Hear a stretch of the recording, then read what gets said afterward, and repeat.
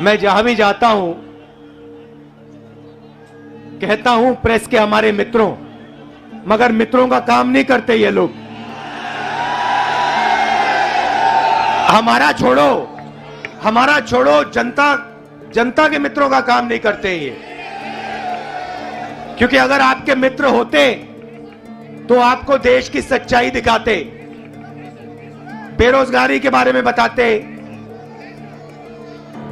महंगाई के बारे में बताते, मगर नहीं, ये तो आपको चीता के बारे में बताते हैं।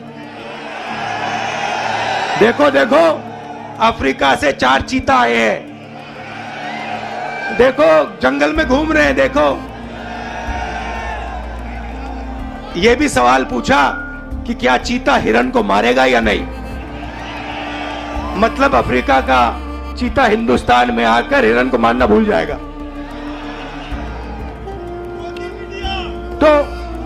तो मित्र तो है नहीं। अच्छा, मीडिया बात नहीं उठाती जनता की, तो हमने सोचा पार्लियामेंट में भाषण करो, डिमोनेटाइजेशन नोटबंदी के बारे में भाषण करने की कोशिश की, गलत जीएसटी के बारे में बोलने की कोशिश की। जो हम जमीन अधिग्रहण कानून लाए थे, जब नरेंद्र मोदी जी ने उसको रद्द करने की कोशिश की, हमने पार्लियामेंट हाउस में बोलने की कोशिश की, वहां पे माइक ऑफ कर देते हैं। देखो ऐसे।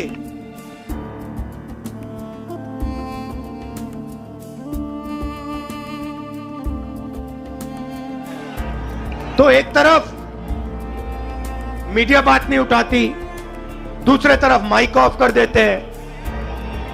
तो हमने सोचा चलो जनता के साथ कन्याकुमारी से कश्मीर चलकर जनता से बातचीत करें, जनता की आवाज सुने और जनता के दिल में जो है वो रखें। 3000 किलोमीटर हो गए, कन्याकुमारी से शुरू किया। कम नहीं होता भाइयों और बहनों। आप ये मत सोचो कि 3000 किलोमीटर कम होता है, कम नहीं होता है। 110 दिन हो गए, मगर अजीब सी बात है, थकान नहीं है। आप देखिए, मेरा चेहरा देखिए, कोई थकान नहीं है। लोग पूछ रहे टी शर्ट में कैसे चल रहे हो। ना थकान है, ना ठंड लग रही है मुझे। अब मैं क्या बोलूं।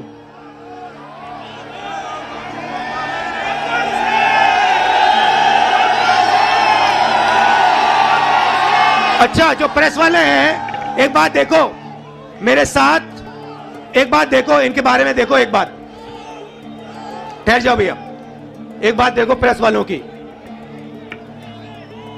मैं यात्रा में चल रहा हूं, मैं टी शर्ट में हूं, मेरे साथ किसान के गरीब बच्चे चलते हैं, वो फटी शर्ट में होते हैं, उनकी पूरी टी शर्ट भी नहीं होती। मगर इन मीडिया वालों में से एक भी ये नहीं कहता भैया हिंदुस्तान में किसान का बेटा बिना स्वेटर के क्यों घूम रहा है। ये सवाल नहीं पूछेंगे, ये कभी नहीं कहेंगे भैया ये मजदूर है, ये टी शर्ट में क्यों घूम रहा है, ये किसान है, ये स्वेटर बिना जैकेट बिना क्यों घूम रहा है। ये सवाल कभी नहीं पूछेंगे। ये सच्चा सवाल है, मेरे टी शर्ट वाला सच्चा सवाल नहीं है। सच्चा सवाल यह है कि हिंदुस्तान के बच्चे, हिंदुस्तान के किसान, हिंदुस्तान के मजदूर टी शर्ट में सर्दी में क्यों घूम रहे हैं, यह सवाल है। मगर यह कभी नहीं पूछेंगे, क्योंकि भाइयों और बहनों ये आपके नहीं हैं। ये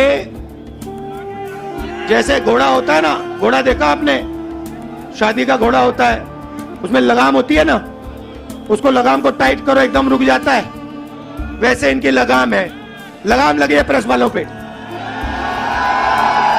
जैसे ये दौड़ने की कोशिश करते हैं, जैसे दौड़ने की कोशिश करते हैं, वो लगाम खींचते बस रुक जाते हैं एकदम।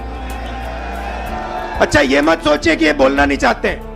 मेरे पास आते हैं, कहते राहुल जी हम सच्चाई बोलना चाहते हैं, मगर हमें हमारे मालिक बोलने नहीं देते। मैं कहता हूं भैया डरो मत, बोल दो। कहते हैं नौकरी भी तो करनी है हमें, अगर हमने सच्चाई बोल दी, नौकरी से निकाल देंगे, किसी और को डाल देंगे, वो झूठ बोलेगा।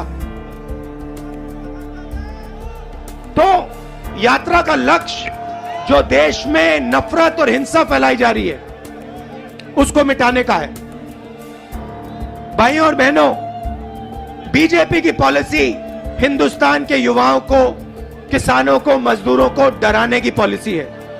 नोटबंदी, गलत जीएसटी, कोविड के समय जो इन्होंने किया, ये सारी की सारी पॉलिसियां किसान को, मजदूर को डराने के लिए है। क्योंकि ये जानते हैं जब ये डर फैलाते हैं, उस डर को नफरत में बदलना बहुत आसान होता है। ये इनका काम है। जनता को डराओ, किसान को डराओ, मजदूर को डराओ, युवा को डराओ और उसके डर को नफरत में बदल दो। डरो मत। ये भैया, ये एक बात समझ लो, ये आपने बोला डायलॉग, ये मेरा डायलॉग नहीं है। ये शिव जी का डायलॉग है। ये डायलॉग डरो मत,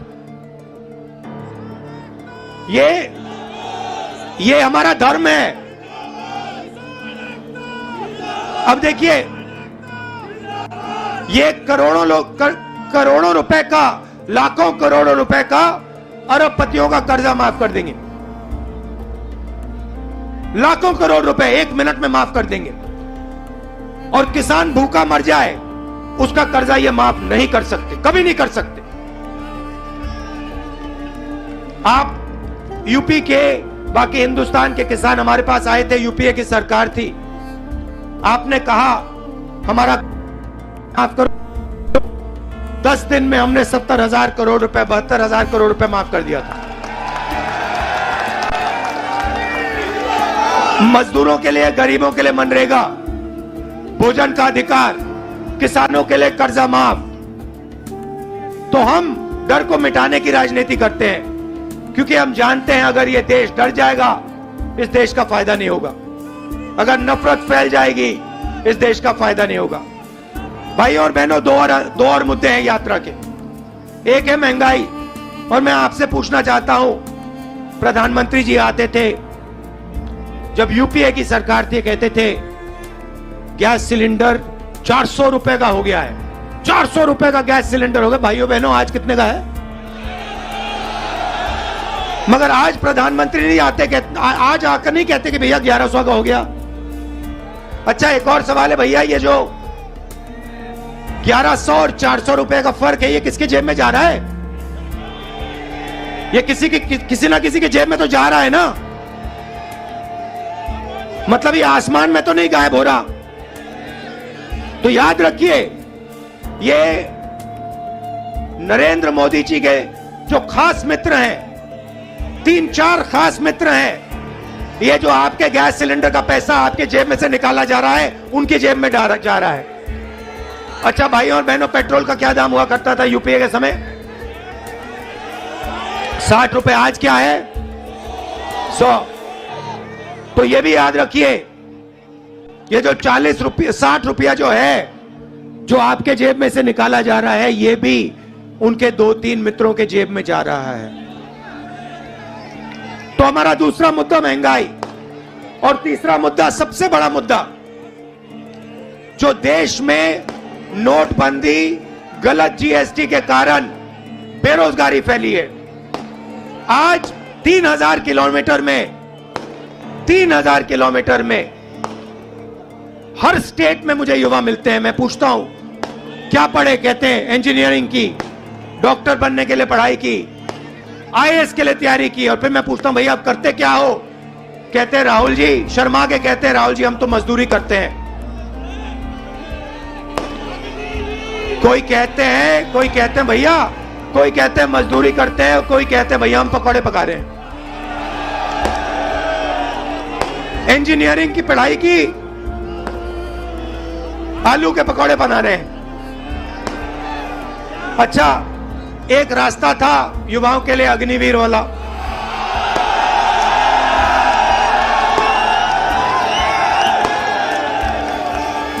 उसमें क्या था? सुबह युवा उठते थे, 4 बजे उठते थे, दौड़ते थे।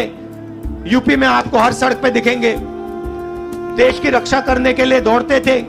और सपना था एक दिन बॉर्डर पे जाके देश की रक्षा करेंगे, तिरंगे की रक्षा करेंगे, सपना था। युवा 15 साल सेना में सेवा कर सकता था, उसके बाद उसको पेंशन मिलती थी। नरेंद्र मोदी जी ने कहा नहीं भाई, ये 15 साल वाली बात छोड़ो, पेंशन वाली बात छोड़ो, ऐसे करते हैं 6 महीने ट्रेनिंग करो, बंदूक पकड़ो, 4 साल रहो, फिर जूता मार के बाहर निकाल देंगे और उसके बाद बेरोजगार हो जाओ। नया हिंदुस्तान। और जब युवाओं ने कहा कि हमें यह अच्छा नहीं लगा, और जब युवा सड़क पे उतरे, नरेंद्र मोदी ने क्या कहा? नरेंद्र मोदी जी ने क्या किया? उन्होंने उनसे कहा कि अगर तुम्हारी फोटो ले ली गई सड़क पे तो तुम्हें सरकारी नौकरी नहीं मिलेगी। तो देखिए, दूसरा रास्ता जेल, रेलवे का रास्ता, उसको भी एक के बाद एक बेच रहे हैं। उन्हीं 3-4 लोगों को बेच रहे हैं। एयरपोर्ट भी उनको दिए जा रहे हैं, पोर्ट भी उनको दिए जा रहे हैं, रेलवेज भी उनको दी जाएगी, LIC भी उन्हें के हाथ जाएगी, BHL, BHEL, HL सब उनके हाथ जाएगा, और हिंदुस्तान के युवा बेरोजगार होंगे। ये है नरेंद्र मोदी हिंदुस्तान।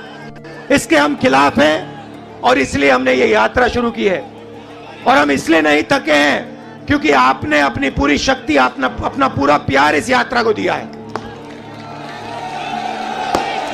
और लाखों लोग हमारे साथ खड़े हुए हैं, हर जात के लोग, हर धर्म के लोग। तो मैं आपको दिल से धन्यवाद करना चाहता हूं कि आपने इतना प्यार और इतनी शक्ति आपने हमें दी। इसके लिए मैं बहुत आभारी हूं, पूरी जिंदगी याद रखूंगा। बहुत बहुत धन्यवाद। नमस्कार, जय हिंद।